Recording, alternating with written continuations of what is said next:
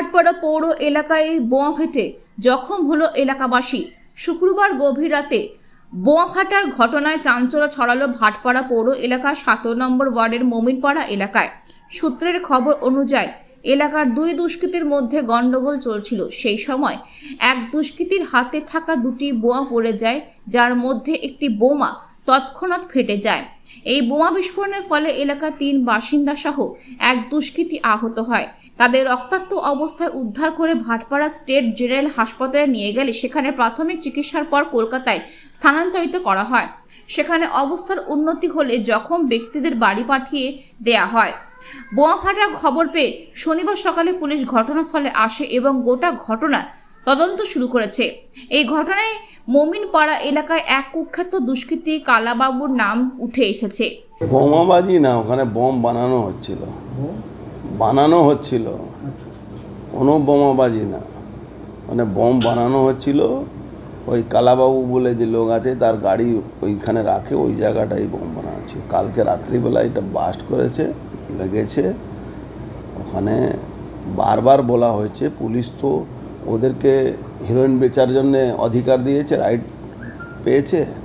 এখন নতুন আগেকার যে জায়গা মদের ঠেক, সব জুয়ার ঠেক, এসব বন্ধ ছিল, সবটা আবার রিওপেন হচ্ছে। আমরা পুলিশকে ধন্যবাদ জানাবো কি এই মদের ঠেক, জুয়ার ঠেক, হিরোইন ঠেকগুলো আবার চালু করছে। কেন অনেক বেকারি সমস্যা বেড়ে গেছে তো মমতা ব্যানার্জি সরকারে। এই বেকারি সমস্যা থেকে বাঁচার জন্যে মমতা ব্যানার্জি পুলিশ এখন সব জায়গা এই আর্মসগুলো রিকভারি করা ছাড়ুন। যত নতুন থানা ফাঁড়ি তৈরি হবে তত মানুষের হয়রানি আর ক্রিমিনালদের বাড়াবাড়ান্তি, এটাই নিয়ম আছে। কি আর সব ক্রিমিনাল আছে তো, টোটালি সব ক্রিমিনাল। কী করে পুলিশ রেড করবে? পুলিশই তো করায়, রেড করবে কি? পুলিশ তো কালাবাবু ওদের জামাই হয়, পুলিশের জামাই কালাবাবু, ওকে ধরবে নাকি? কালাবাবু কার ছত্রছায়া রয়েছে? তৃণমূলের ছত্রছায়া রয়েছে। তৃণমূল বাদ দিয়ে এখানে কোনো ক্রিমিনাল থাকে নাকি?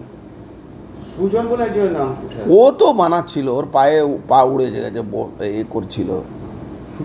ও তো সারা রাত চুরি করে, এরা মিলে ফ্যাক্টরিতে চুরি করে।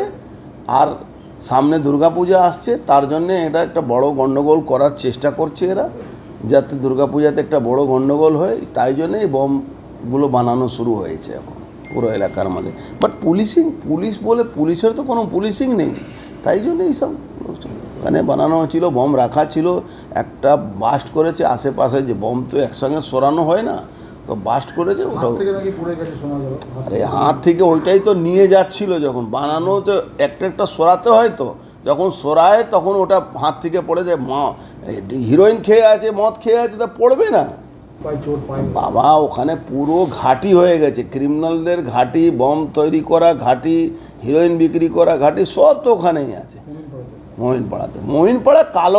কালাবাবু যেটা করে সেটা আমি এই কেসটাকে যাতে এনআইএ নেয় তার জন্য আমি চেষ্টা করছি। আমি সব দেখছি যাতে এই কেসটা, কেন এরা তো কিছু করবে না, এরা তো ওকে ধরবে না, তো জামাই আদর করে রাখবে।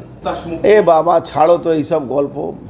জিরো টলারেন্স, সন্ত্রাস মুক্ত, এই সব মিডিয়া কাছে বলা, সব দুষ্কৃতি দৌরত্ব বন্ধ হচ্ছে এখানে।